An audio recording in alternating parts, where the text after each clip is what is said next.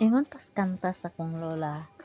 Sa kabukiran, layo ang kasakit, ang kalanggaman ay nanag-awit. Maunay akong kanunay, mabatian sa kong lola sa una. So, ni ami sa kabukiran, ni ami sa among bukid mga katropa.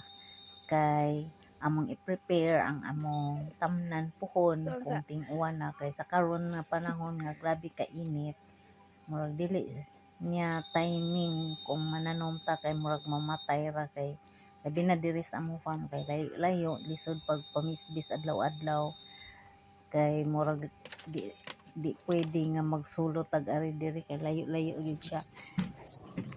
Based on my experience mga katropa, nindot kapasingot ang maggubon o maghawa diri sa imong sa farm kay ang medyo tagandaghan din singot ng oras while maggubon while maghawa mura na pud ta og nag workout din datan kay singot.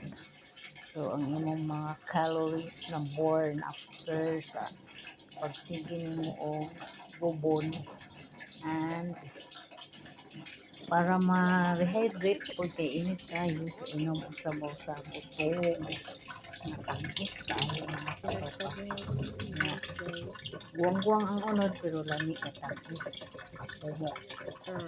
so na-enjoy ra pud namo ang among pagbisita dito.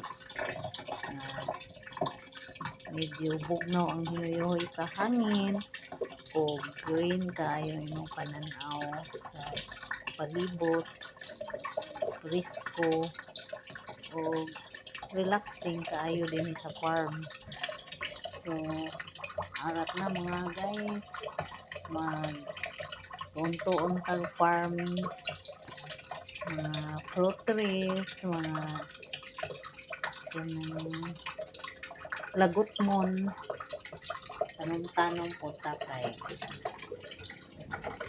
mahal na kaayo mamalit sa palengke o mga kamuti kanang mga lagot mon nga lami kayong ipare sa sinugba o kinilaw mga katropa o labi na pud og ay lechon pare sa kamuti or Singapore or gabi. So yummy mga katropa. So thanks for watching and until my next vlog.